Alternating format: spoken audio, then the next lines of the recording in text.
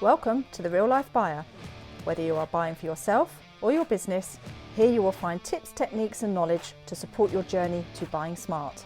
Interviewing business owners and technical experts to give you information and guidance before parting with your money.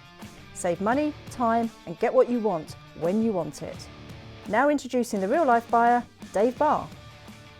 Hello and welcome to The Real Life Buyer. In this episode, I'm very pleased to introduce you to Liana Ling, also known as the lead generation queen and owner of Power Up Strategy, based in Toronto, Canada. Having originally started her career as a successful litigation lawyer, she found her true calling not to be in the legal world, but in the pursuit of helping small business owners with business and marketing expertise. She's also certified as a Tiger Quest sales coach and a Book Yourself Solid certified coach. I discovered Liana through a series of social media business posts, with one in particular catching my eye, discussing seller-buyer relationships. So following some great messaging and discussion, I invited Liana onto the show to explore this and more. So without further ado, I'm very pleased to welcome Liana to the show. Hello, Liana. Hello, I am so excited to be here. Thank you for having me. Hello, more than a pleasure. Thank you. Before we start delving into a few things, would you help the audience understand more about your coaching expertise, your business, Power Up Strategy, and explain what great services you deliver to your clients? Sure, I would be happy to. So, I help business owners fill their pipeline and get as many clients as their heart desires. That's the main thing that we focus on. And I do that through a couple different ways because everybody's a little bit different and needs help in a few different areas. I provide sales coaching, but we also help do this through marketing with paid and organic digital marketing strategies. So what we do is we talk to each client just to see where are the holes, where are the weaknesses, what parts do they need to shore up so that we can help them reach that ultimate goal of getting as many clients as their heart desires. Okay. Is there quite a range of businesses you interact with? Are you more specialized into some than others? Yes, definitely. So I'm mainly focused on B2B businesses and a few e-commerce businesses that are direct to consumer. But my main bread and butter and what I specialize in is B2B businesses. Okay. Okay. So let's start on lead generation. I'm certainly not a marketeer, so you'll have to hold my hand, so to speak, in this, obviously focusing in the digital marketing context. So for new businesses in particular, how to market yourself can be pretty overwhelming. I certainly understand that from a personal perspective and looking at the podcast. There is just so much information on the internet and social media. Now, when I think of lead generation, I think of sales funnels. I think of attracting new customers to yourself and identifying new customers for you to approach. Is lead generation all of those things? Is there more or less? How do we define it? Sure. That's actually a pretty loaded question. If you go dive into the lead generation community, there's even controversy and debate about what is a quote unquote lead. So I actually learned a long time ago, many, many years ago, by a client who was a lead generation specialist. His name was Louis Fong, and he taught me that, and I agree with him, that there's a difference between a lead and an inquiry. And this actually makes a big difference. Like, hang in there with me because I want to answer your full question, but No, that's good. this part is really important for people, whether you're in marketing or sales. And a lead is somebody who is the decision maker, has a need for the service or product that you're selling, has a time frame for buying it. So they're much more qualified.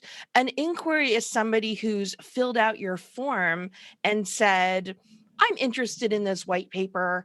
I'm interested in getting more information. I might need this. I'm not sure. And many times what we find is people are receiving a lot of inquiries, but they think they're leads. And then they're not closing those people who have put their hand up and then getting all depressed saying, well, this doesn't work. When in fact, there's just several different steps that you need to take an inquiry and turn it into a lead. And even if you are working on your own, you do need to have this sort of internal conversation with yourself between the sales part and the marketing part to make sure that when you start to transition into the sales dialogue, that the person is, I like to say, they're pre-framed, like they're ready to receive that offer and make an intelligent decision about it, because too often people are putting the sales dialogue in front of the inquiries. So there is, I like to simplify things. And to me, it's really just a matter of knowing what your customer journey is and then making sure that you can spot those indicators as to where somebody is along that journey. So you know what's the best message to send to that person. So to answer your question, lead generation and sales are still separate, but I don't like to use the word separate because it's all part of one journey. And too often we keep them in two different buckets, and they never meet and they never talk to each other, which is a shame because everybody really needs to work together. So does that make sense? Yeah, no, I understand. Yeah, it's almost like a partnership there, you say? Definitely. And for salespeople, what I usually recommend is before you get into the sales dialogue, you need to answer this question. What does somebody need to know and believe before they can make an informed decision about the offer? And once you can answer that question, then the lead generation and marketing is a bit easier because you just focus there on saying, well, how can I get that person to be in the right frame of mind? What do I need to do to get them to know and believe? Like, what do they need to buy? What concept do they have to buy into? How can I change their mind that way before I'm ready to put the offer in front of them? Okay, that's really interesting. So going back to the overwhelmed business owner then, so for someone starting out, what would you recommend are the basic steps or the best lead generation strategies that they should start with? Sure. So the very first step I recommend for everybody to do is to, even if it's just on a napkin, okay, write down the characteristics of your ideal client or customer. And I don't mean just write down somebody with a lot of money. Okay. Write down it could be their personality, it could be their approach, it could be like just write down what are the characteristics of somebody who is your best client. And we call this actually creating a red velvet rope policy.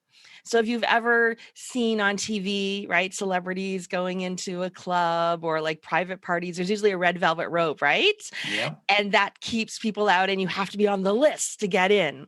So everybody needs to have one of these. And even if you're new and you're overwhelmed, you should still have just have something, because I have learned the hard way that if you have none of it and you just say yes to anybody who breathes and has money, it's actually going to make life so much harder for you down the road. And it's actually going to keep you from finding the ideal clients and customers to work with, which is when you'll do your best work and they're so much easier to sell to. And just life is so much better when you're able to work with people like that and who light you up and get you excited. So having something like that in place just at least starts to give you a line to know who to say yes to and who to say no to. And you can keep it as loose or as tight as you want. And I would start from there, because what you focus on, you start to see it everywhere. It's like, I don't know have you done that exercise where you look around the room and they say, find everything that's red, and you find all these things that are red. And then you do it again inside, say, find everything that's blue. And then all of a sudden, all these blue things pop out at you because Mhm. you're focusing on it. Yeah. So if you have this person that you're focusing on, and even if you deal with big corporations, you're still dealing with humans. Mhm. So when you start to focus on them, it's amazing how you start to find them in your everyday life or spot them through Yeah. people that you know. And I had a friend who did this, and she was feeling very overwhelmed, and I just had her do this one little exercise, and that's all she focused on. And then it was amazing how she just was like, wow, like I just went everywhere looking for this person, and these opportunities just started appearing because she just became so obsessed with this person, and she didn't even try to do, and she didn't even have a formal marketing plan or anything like that. Just that little bit helped her so much because she was even in the wrong part of town, to finding people. So just Mm. that even just forced her to change her location and change where she was networking, and it helped her make decisions about, should I go to this event or should I go to that event? So I focus a lot on that because it may not sound that exciting, but it's a very important part of the foundation that I have found that makes a big difference. Okay, so now I guess you refer to it as an avatar. I think some people refer to it as, but does that mean you can then, for example, looking at your website, how you sculpt your website to attract that type of individual because you understand the traits that they exhibit? Yes. And by the way, when people talk about avatars, I just have a little bit of a pet peeve there. When when we come up with avatars, a lot of times people are sitting there and they're imagining what the avatar is. If you are an existing business and you have customers and clients, literally talk to your best ones. These are real humans, three-dimensional humans. You really should be constructing your avatar or your ideal client based on a real person. A lot of times that gets missed because people sit there and then they imagine, and most of the time you and I are not our ideal clients. And when we're imagining who they are, a lot of times our own personality and our own likes and dislikes come through. So I really encourage you to actually talk to a real person Yeah. and become best friends with them so you get to know them really, really, really well. And yes, and that then just naturally you just start to speak to them through not just your website, but everything else that you do, the phrases that you use, if you're on social media, the types of posts that you do, the language, there. For example, if I am marketing to, say, a new salesperson versus an experienced salesperson, they're going to have two very different focuses, two very different sets of needs. So that needs different messaging, right? And probably different pages and different literature, and that I need to put in front of them and approach them differently. Mm. Okay. Okay, that's interesting. So let's say now you've started to market your business and you've done the basics, you've created this person, shall I say. Now, what would you say are the sort of next three, say, main steps to take yourself forward and grow your business? Is there any particular things you would recommend people to consider? Sure. Once you have your red velvet rope policy, your next step is really just to get more visibility. Marketing is about bringing bringing awareness of what it is that you do to the market, to the people. And then from there, then you can look for the indicator as to when to enter into a sales conversation. But your next step is really to just get yourself out there, your business out there, yourself out there in front of those people, because most people don't have a sales problem. Actually, most people have a visibility problem. Once you have like a full pipeline, you're talking to a lot of people, yes, then you have a great opportunity to be practicing your sales skills. But I find that most of the time people have problems with just filling up their pipeline and talking to the right people and having enough people to talk to. So then it's about creating a plan, and that's where it can get complex if you let it get complex. Again, I like just to keep things really simple, and depending on which way you want to go. If you are doing a full on online strategy or it's offline, you go visit businesses, which I think will become more and more possible based on how the world is right now at the time that we're Hope recording so. this, right? There's different ways that you can come about that. So to me, it's about coming up with a plan, choosing the things that you want to put into your plan to get you more visibility. And that also depends on what it is that is your strength. Some people are great teachers and speakers. Some people are amazing networkers and they do their best work just meeting for coffee, right? Going out for drinks and things like that, right? And some people are really, really good at online. So I think play to your strengths and come up with a simple plan. You can always adjust the plan. You can always add or subtract different things, but I would pick, maybe 2 or 3 things that you can focus on to say, hey, I'm going to go to local networking events.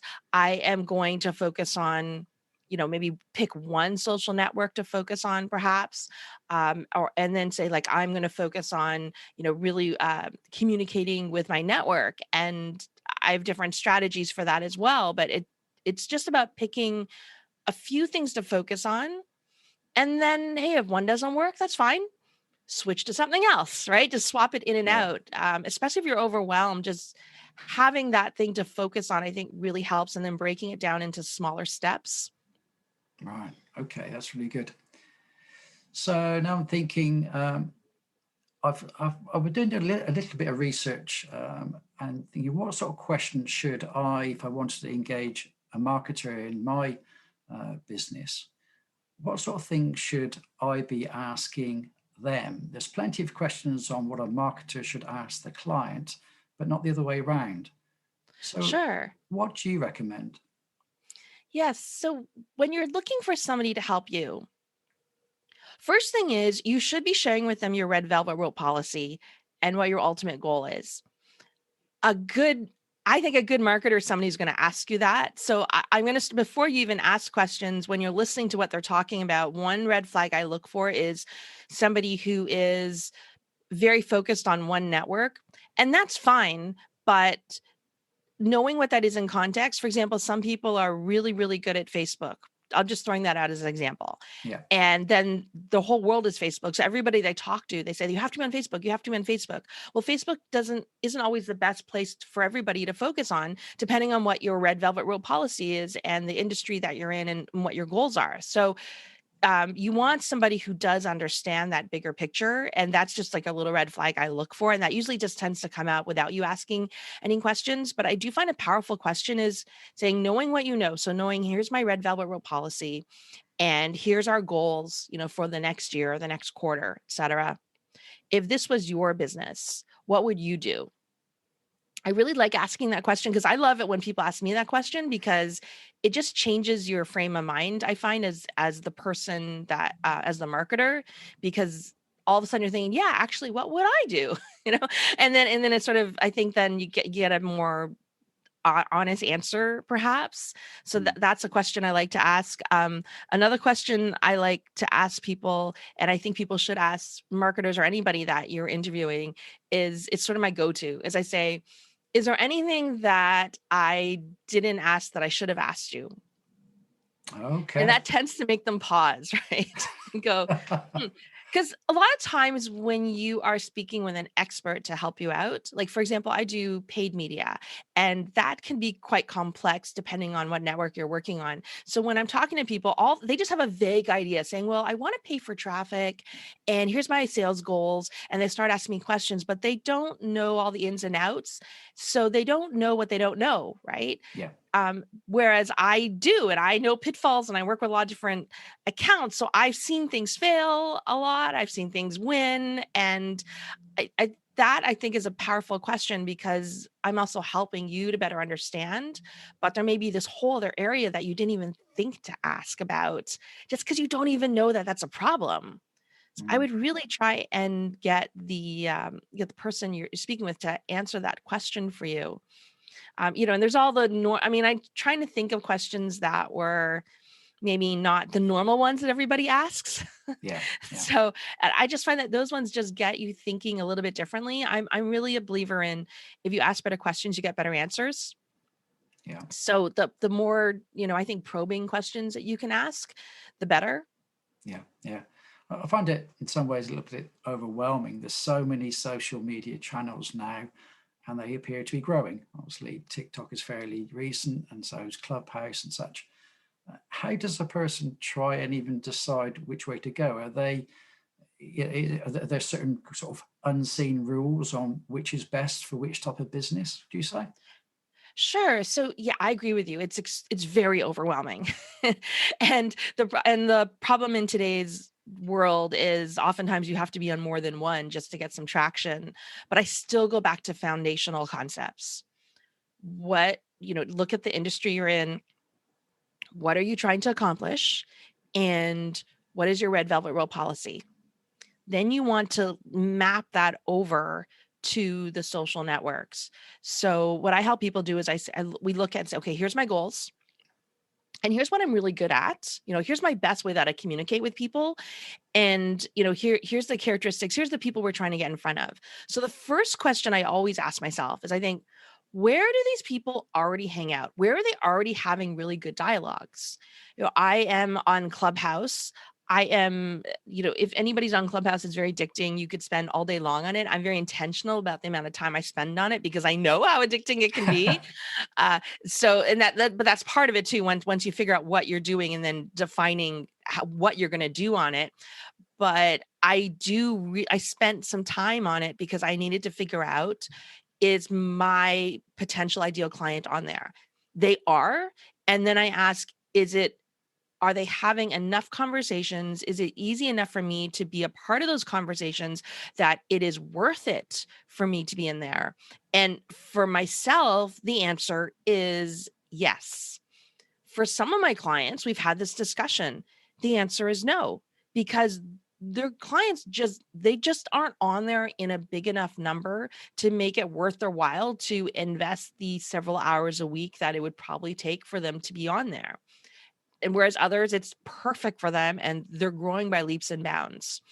So that helps you to narrow down some of the networks. Then you're left with a couple networks where pretty much they're so huge that everybody's on it anyway, right? Yeah. Then I take a look at, well, what's your strength? So let's take TikTok, for example, because that's a brand new thing.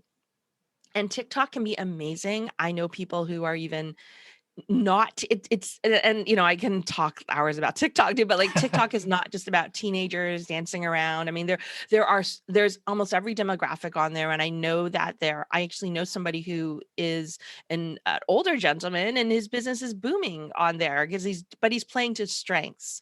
But TikTok is very video based. If you cannot create videos, then that immediately rules out TikTok and YouTube as an example, right? Because you want to look at your strengths. Are those powerful channels? Absolutely.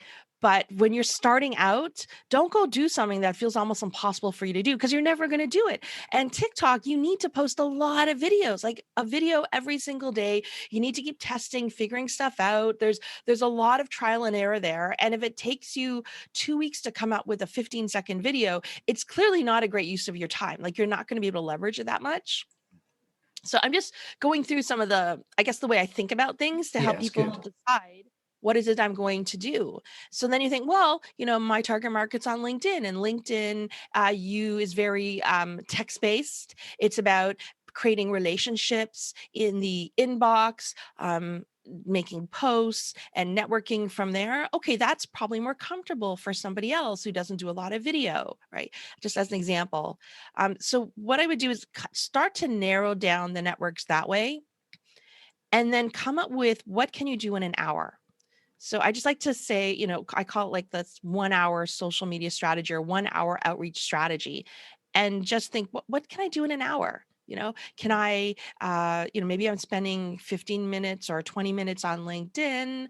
Maybe I'm going to spend, another 20 minutes over here, another 15 minutes over here. And that's how we start to build a customized, like 1 hour outreach strategy for somebody. And that way, at least you just get started. And if you just measure your results that way, then you can figure out, oh, I've done this for, a couple of weeks. It's not working. And I've adjusted some things. Let me try a different thing. Right. So does that help to simplify it a little bit? Yeah, absolutely. That's some really good advice in there. Sure. Just as an example for myself, I needed to create a small video, 2 minutes. Now, I'm on these kind of calls, obviously fairly regularly. I'm on Teams quite often. I'm on Zoom quite often. So I think, 2 minutes, no problem at all.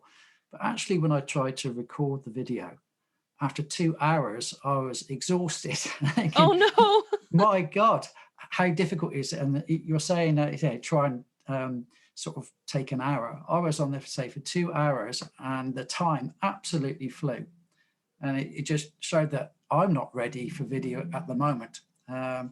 But it's something I need to learn at some point. So some of those points you've made about TikTok and creating videos, people have a perception that they're going to be good until they actually have a go. And then sometimes it doesn't Yes. work. Yes. And I think you know, right? You definitely know. I think that you should try, absolutely. But yeah, if it's that's probably a good indicator, like you said, 2 hours for a 2-minute video. It's probably something to work on, like Yeah. after you have your process in place. One thing I do have a simple strategy. If you can't, even if you can't get to any of those other social media strategies, if you have an existing network of people, like even if you've met a couple of people at a chamber meeting or something like that, I do like to share with people what we call in Book Yourself Solid a list of 90.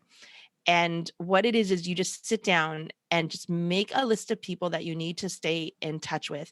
Don't make it go past 90 people. It can be 30 people. These can just be people that you've traded business cards with, maybe at a meeting, just in your network, referrals, anybody who you need to stay in touch with who could be a potential customer or maybe a potential partner, right? Who could Yeah. refer people to you. And what you do is once you just have this list, like I said, it can be a small list as well, but just don't make it past 90 people. And this just takes 10, 15 minutes a day. That's it. All I want you to do is every day take 3 people and you're just going to go through the next 3 people and you're just going to keep cycling through them. And every day I want you to take 3 people.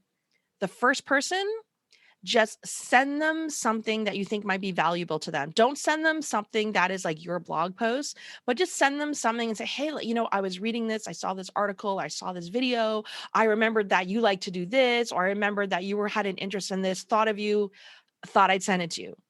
That's all you have to do. The second person, congratulate them or commiserate with them, take a look at, their LinkedIn, or if anything great happened to them, or even just say, hey, I was just thinking about you, want to say I appreciate you, or, just something like that.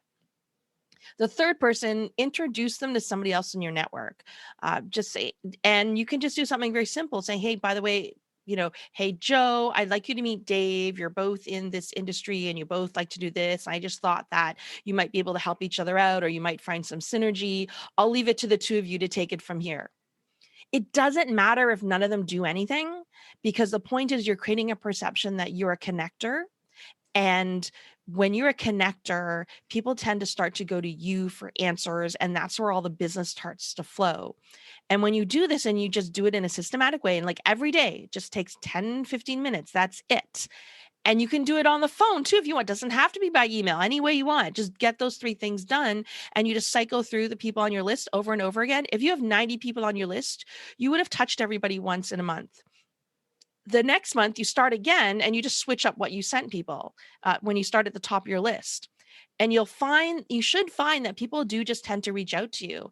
I've had people just say, Leanna, like I hadn't heard from you in a while. This is, I just remembered, like, by the way, we had talked about this a while ago. I think now is a great time. Let's meet for coffee. It's kind of amazing how these opportunities just come about because you are more top of mind with people. And I think anybody can do this as long as you have a few people in your life that you can put on this list. And then once your list gets bigger, you can start to swap people in and out. People aren't responding. Great. I'm going to swap them in and out. So you always have at a maximum a list of 90 people. And that's something anybody can do that works, whether you're doing digital marketing or, you do a lot of in-person sales. Okay, that's interesting there. Should we touch on the post that caught my eye? Sure. It was a quote that you put through from, I probably won't pronounce it correctly, Subroto Bachi, if that's correct, the co-founder of Mindtree, where it said, selling is not a pushy winner-takes-all macho act. It's an empathy-led, process-driven, and knowledge-intensive discipline, because in the end, people buy from people. Now, that's said that really caught my eye, and I thought it was excellent, because obviously I meet a lot of people every day, or certainly used to, should we say. What was it that really made you post that out? What resonates with you in that? I thought he captured an effective sales process in one quote, which I thought was kind of amazing. I think that empathy is something that is so needed, not just in sales, but everyday communication. It's something that I struggle with and I work really hard to get better at. And really, really good salespeople, really good marketers know empathy because they understand the other person and they're able to put themselves in their shoes to understand how they're going to react and respond to what you're putting out there. So I think empathy is huge. And because it's a hard thing to learn, when you show empathy and listen to people, that makes you stand out. And the second part of it was it's still about, I still think people forget that they're talking to humans. And the more we do things online where, you know, there's people that are able to close high ticket sales even just by chatting, on social media, never mind going on to Zoom calls or in-person calls.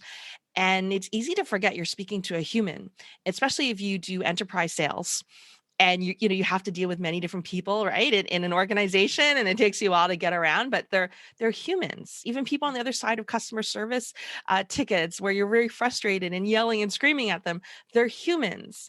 And I think if you remember that you're communicating with humans, that your marketing and sales messages will change, because too often we sound like it, because that's why I don't like elevator pitches. They just sound so robotic and they sound so rehearsed, right? And we're talking to people. So how would you actually talk to a person? Same thing on social media. You're talking to people.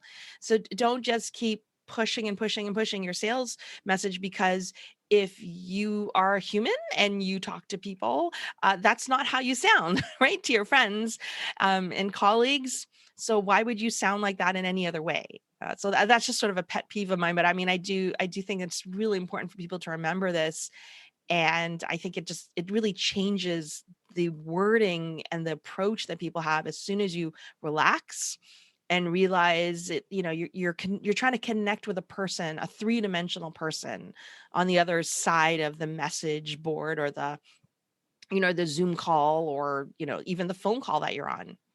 Yeah, no, that's really good. Obviously, in my role, that I meet an awful lot of people, and it's quite often I get somebody who comes in and just pitches.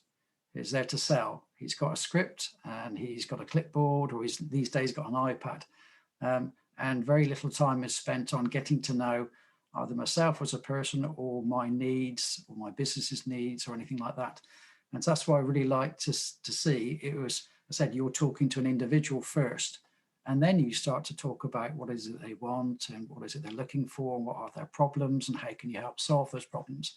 So that's why I really saw that and connected with it as well. So thank you for posting that out. Yes, sure. I agree. And whenever I ask people why they don't like it when salespeople come into their office, that's usually the first reason. They're trying to sell me something I don't need, Yeah. because they didn't, like you said, they didn't stop to understand what your needs are and then present their product or service in a way that does show that you need it. Yeah. Yeah. So another interesting thought from me is, how do you think people, as a marketers or salespeople, should prepare before meeting with a client? Oh, this is a good one. For many years, I didn't have a system. And so I didn't know how to best prepare, and I didn't prepare enough. So I think that no matter what meeting you're going into, you need to prepare it in a way that you assume that the person is going to be extremely resistant to you, and never assume that it's going to be easy.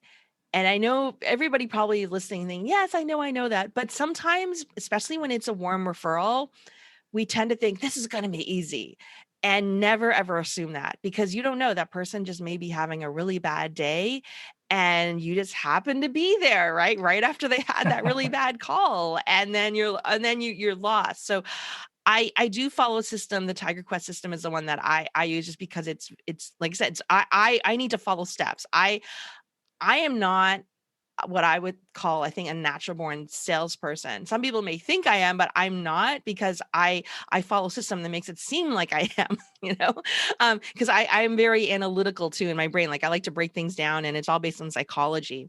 So before every meeting, I do a couple of things. Like number one, I make sure that I have all the tools, like everything that I have in place to address if this person is extremely resistant, okay, so that I can build rapport with them and they can actually hear what we're talking about, that they're not spending the whole time thinking, I got to get rid of her. I got to get rid of her. Right.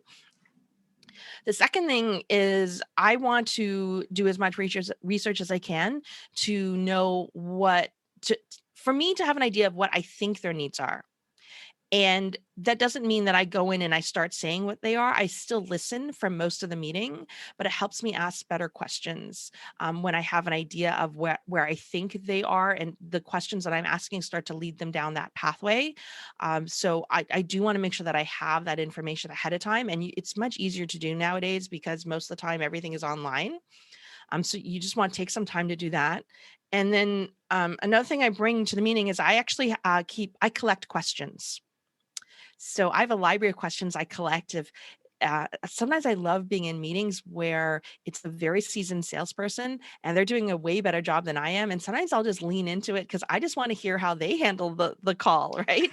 And I'm noting down, wow, that's a really good question. Okay, I'm going to add that to my library. So I have this library of questions, and the better quality questions you ask that suggest a need, the better your sales calls will go and the more of an imprint you will make on the other person. I can't tell you how many sales I've closed where the person just said to me, you just asked really good questions. Because a lot of times I'll ask questions and they may not even have great answers, but they say, that's a really good question. And it just makes them want to work with me more because I'm now touching on other areas where they realize, oh my gosh, I didn't know what I don't know. That's a good question. Wow, I better look into that. Right. Mm. But it's because I've honed over the years, like these really good questions that I just collect and I use, but all the questions need to be open-ended, need to suggest a need. So that's what I do when I prepare. I've got my system in place, so I know all the things I need to bring. And as I said, like just in my head, I'm preparing for a very, very resistant person. And then the last thing is I remind myself of the goal of the call because you don't want to get sidetracked by that, especially if the call starts to go sideways. So if I'm doing a sales call, whether it's in person or on Zoom or a phone, my goal, my micro goal is to set the next meeting. Because if I don't, sometimes depending on what you're selling, right, you need more than one meeting. I never want to get in a position where I have to chase them for the next meeting. So I always have to remind myself, I'm here to get the next meeting. Of course, you're here to get the sale, but if you haven't been able to move them enough to get them to be warm enough to hear the offer, then you have to have the next meeting. And you don't want to leave it where they said, okay, let's talk about it soon. And then there's nothing in the calendar. So I will do whatever I can to get it in the calendar, even if I say something like, let's pencil it in just to make sure it's in our calendars. And if we need to adjust it, we can. That way, at least I've got a fighting chance of them showing up to the next call. Yeah, So some I good hope that's advice. helpful. Yeah, some good advice there. Yeah. So having made first contact, so to speak, and hopefully got a great impression, and you've got now a penciled in meeting, what sort of things do you use to maintain that rapport and build the relationship afterwards? Okay, so I have a process where just by psychology, I follow to build rapport. And I can't remember where I saw this. I don't know if you remember, if you've seen this before. I've seen a diagram. It's almost like a triangle to show what parts of the things people do in the sales process that leads to closings. And it was like a big chunk of it was rapport. So if you can develop rapport, you're like 60%, 60, 70% of the way there, right? So there's a couple things that I have, and it's based on this acronym TIGER. So I'll say it really, really fast, but it may not make as much sense. Like I have this little training about why it works, but basically what you want to do is, T says take a gift. So when you give somebody something, then they feel psychologically that they're ready to reciprocate to you. So I always bring a gift with me, and if it's in person, I'll bring like a coffee card or a lottery ticket or something. And I'll say something like, hey, like, I don't know how you take your coffee, so your next one's on me. Or I just thought I'd give you a chance to win $10,000 today. Here you go. And I bring a couple of those because that helps to start develop rapport. So that's T, take a gift. I've in the tiger is information. So I'll have, again, not your own stuff with your own logo on it. Something, it could be maybe like a blog post or like just some information I think they might find helpful. And I'll bring that along with me as well and give it to them. E is exhibit. So what I'll do is if I'm in person, I have a binder, and on the cover, I have like their logo and their picture on it. If I am with them, on Zoom or something, I'll try and have a presentation where at least they can see their logo and everything. And that is really, again, I'm just going through this really, really quick at a high level, but what that does is it distracts people because your eyes are really drawn to your own name and your own face and your own likeness and things like that. And so again, it just distracts them a little bit that you're there to sell. And I mean, I have so many stories of how this just worked phenomenally well. You'd be amazed how well it works. R stands for referral. So G is give a compliment. And you can do this whether you're, in person or on the phone, because giving a compliment, it also conditions people. It's like giving a gift. It conditions people to like you more, to look more favorably on you, even on a subconscious level. And then R is referral. So if you have somebody in common that you can reference, or even if it's in the same industry, say, hey, like we do work with a lot of banks and this is what they have found, that can also help do rapport. So I'll mix all these together and keep using them until I know that I've built enough rapport that I can continue with the sales conversation. And I know it may not make a ton of sense because I'm going through it really, really fast, but that's my system for developing rapport. So Tiger, T, take a gift, I bring information, G, give a compliment, E, exhibit, and R for referral. Fantastic. Well done. That was really well done. Yeah, it was really, I don't think I've done it that fast before, but really, if you want more details on just like, just send me a message. I have one that goes through it a lot more slower with examples about why it works. But yeah, it works really well. Fantastic. I'm very conscious of your time now, so I'll ask really just one more question, if I may. We've just gone through and are still going through, we just mentioned earlier on before the podcast, some very difficult times at the moment where meetings in the conventional sense have changed somewhat. As we get back to some kind of normality, whatever that may be, how do you see meetings and presenting to clients changing going forwards?